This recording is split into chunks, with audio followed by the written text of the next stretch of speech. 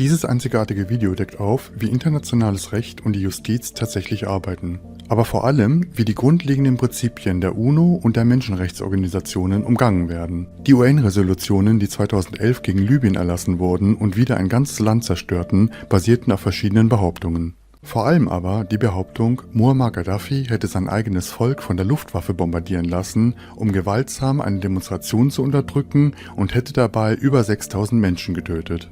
Diese Behauptungen wurden verbreitet, bevor sie überhaupt überprüft werden konnten. Aufgrund dieser Behauptungen wurde die libysche Jamahiriya-Regierung vom UN-Menschenrechtsrat ausgeschlossen, bevor der UN-Sicherheitsrat sich damit beschäftigen konnte. Eine der Hauptquellen für die Behauptungen, Muammar Gaddafi hätte sein eigenes Volk angegriffen, ist die sogenannte Libysche Liga für Menschenrechte, eine Organisation, die mit der Internationalen Vereinigung für Menschenrechte, kurz FIDH, verbunden ist.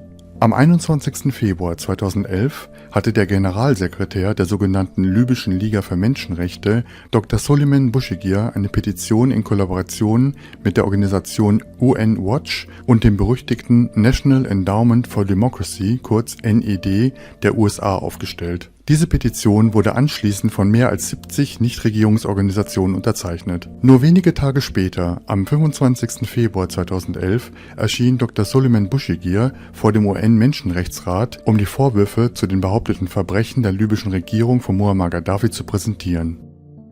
Im Juli 2011 gingen wir nach Genf in die Schweiz, um diesen Dr. Soliman Bouchigir zu interviewen. Vous avez fait un travail merveilleux en révélant les crimes de Kadhafi, notamment grâce à votre pétition qui a réuni plus de 70 ONG au Conseil de Genève. Était-ce un travail difficile de réunir beaucoup d'ONG comme ça? Pour vous dire la vérité, c'est pas très difficile parce que tous les ONG se connaissent entre elles. Et finalement, la réunion du Conseil des droits de l'homme amène tout le monde à Genève. Et c'est à ce moment-là qu'on a fait cette pétition et qu'on a fait signer par tous ces membres. Wenige Tage nach Einleitung dieser Petition ging Dr. Soliman Bouchigir zur 15. Sondersitzung des UN-Menschenrechtsrats, welche am 25. Februar 2011 stattfand. Dort hielt er eine Rede für die sogenannte Libysche Liga für Menschenrechte. Diese Sitzung führte zum Ratsausschluss der libyschen Regierung und Muammar Gaddafi. Wenige Tage später, am 1. März 2011, trat das Urteil auf einer UN-Hauptversammlung in Kraft. The fears expressed by FIDH over the last few days are unfortunately coming true. Colonel Gaddafi is implementing a scorched earth policy. His militia are launching massive systematic attacks on those citizens who have spoken out against the regime and on civilians suspected of opposing the regime, as well as targeting foreigners. These acts may be described as crimes against humanity, as we were reminded by the High Commissioner. President, fresh information keeps arriving as to the murders of soldiers refusing to carry out orders, the killing of the wounded in hospitals, and then the disappearance of their bodies, orders to bomb given to fighter pilots. Gaddafi's intention proclaimed in his statement on the 22nd of February to get rid of the rats and the drug addicts had to be taken seriously.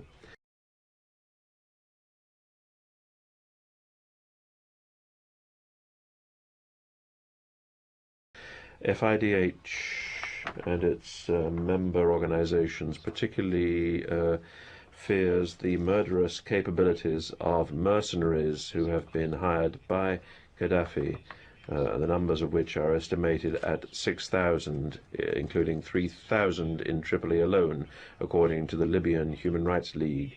These mercenaries seem to have carte blanche to pillage and kill all civilians without distinction. FIDH has also strongly called upon states whose nationals are included among these mercenaries to take all the necessary steps to try to neutralize them in accordance with their international obligations.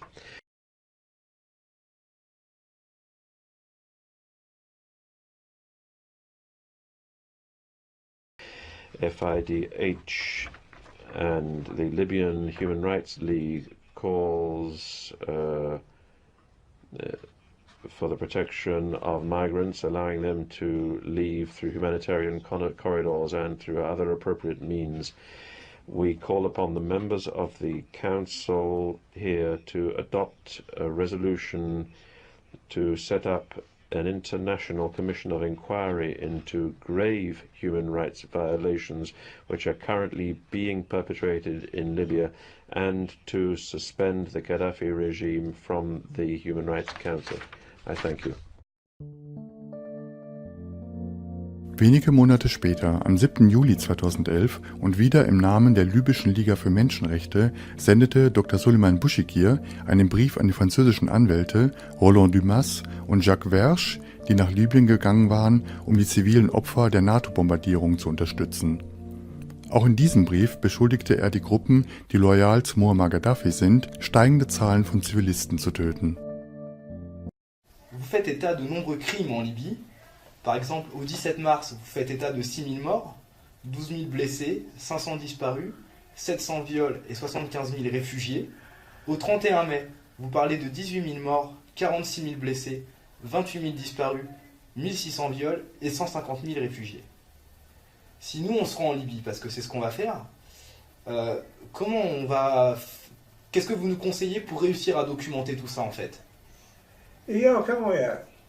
Vous savez, le gouvernement libyen ne donne jamais des informations sur les droits de l'homme, sur les prisons, les prisonniers, de ceux qui sont été tués, qu'ils tuent. Donc il faut juste faire une évaluation de la chose. Et moi, je n'ai pas pris ça de n'importe qui, j'ai pris ça du Premier ministre libyen, de l'autre côté, donc du Conseil national provisoire. C'est le Premier ministre, monsieur Mahmoud. Oui, maintenant, c'est pas possible.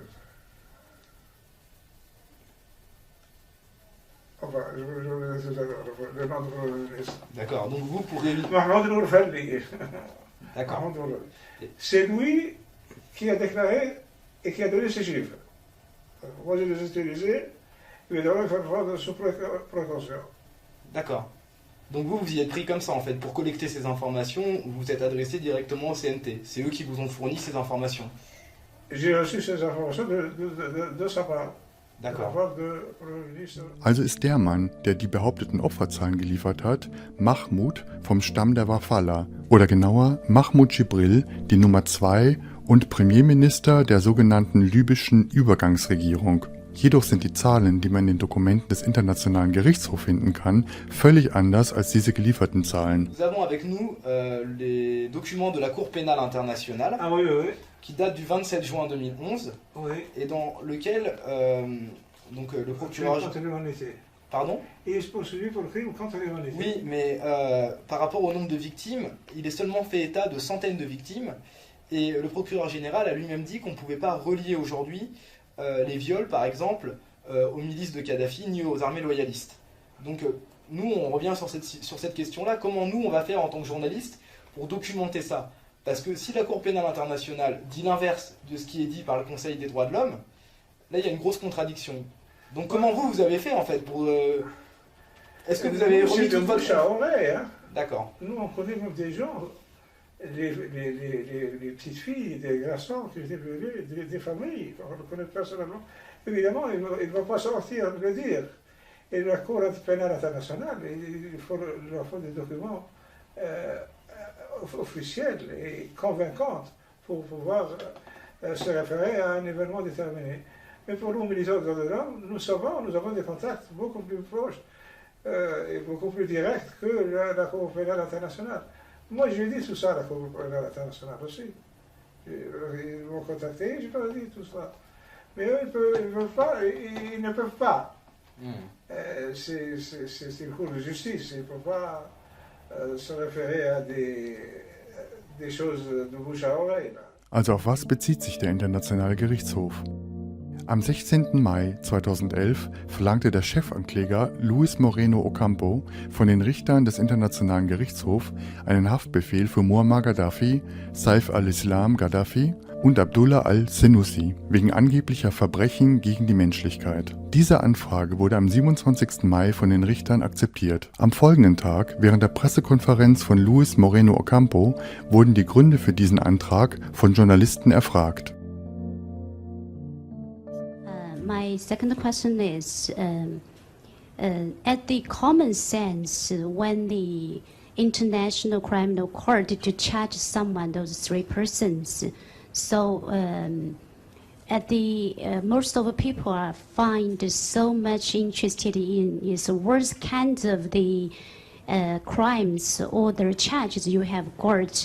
My question is, could you give me some example of your you offered to the International Crime Courts?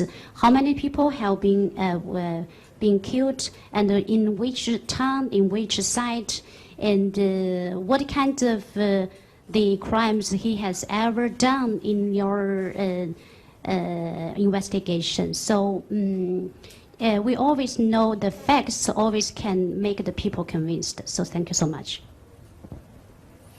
I advise you to read the application of the prosecutor office, many pages, I think it was 77 pages. We describe in detail the facts, most of it is public. And the judges also decided, analyzing the evidence. So, of course, we are prosecutors and judges, so we rely on facts. So we prove the crimes. That's what we did. We present the case to the judges, and for a month and 10 days, 3 judges from 3 different continents make an independent evaluation, and they decided. Wie vom Chefankläger Luis Moreno Ocampo erwähnt wurde, besitzt das Dokument 77 Seiten, aber fast alle Seiten sind nicht öffentlich. Die Seiten 17 bis 71 wurden verborgen. Das sind genau die Seiten, die die Beweise und Zeugenaussagen enthalten sollten. Die Richter entschieden, Haftbefehle auszustellen, aufgrund der in diesem Dokument hinterlegten Behauptungen, die von Luis Moreno Ocampos Büro geliefert wurden. Also entschieden wir uns, seinen Ratschlag zu befolgen und diese Dokumente auf Genauigkeit und Sorgfältigkeit zu untersuchen. Wieder wurden die Zeugenaussagen und die Zusammenfassungen verborgen. Allerdings fanden wir in den Anhängen Videos, Karten und Quellen, die öffentlich sind. Bei diesen Quellen handelt es sich um CIA-Dokumente, Fox News-Artikel und auch eine Anzahl von Pressemeldungen der libyschen Liga für Menschenrechte, inklusive der Rede von Dr. Suleiman Bouchegir vor der UNO-Menschenrechtsversammlung in Genf. Datiert auf den Tag vor seiner Rede, den 24. Februar 2011, hat der Text diesmal den Vermerk: Der UN-Sicherheitsrat muss dringend den Internationalen Gerichtshof nutzen, der gesamte Umfang der individuellen Sanktionen muss in Kraft treten. Wie ist es möglich, dass diese Behauptungen vom Internationalen Gerichtshof und internationalen Institutionen ernst genommen wurden, ohne vorausgehende Untersuchungen? En fait, le Conseil des droits de l'homme, auquel vous avez fait un plaidoyer en dénonçant les crimes de Kadhafi, n'a pas fait d'enquête avant que ceci se retrouve au Conseil de sécurité des Nations Unies et qu'il y ait un vote de résolution. Comment vous expliquez qu'il n'y ait pas eu d'enquête et qu'on soit passé d'un témoignage au Conseil des droits de l'homme à directement une résolution des Nations Unies? Qu'est-ce qui a fait que votre voix est entendue comme ça et que ce consortium d'ONG que vous avez réuni a réussi à saisir le Conseil des droits de l'homme au point que le Conseil de sécurité s'en mêle et décide d'une résolution?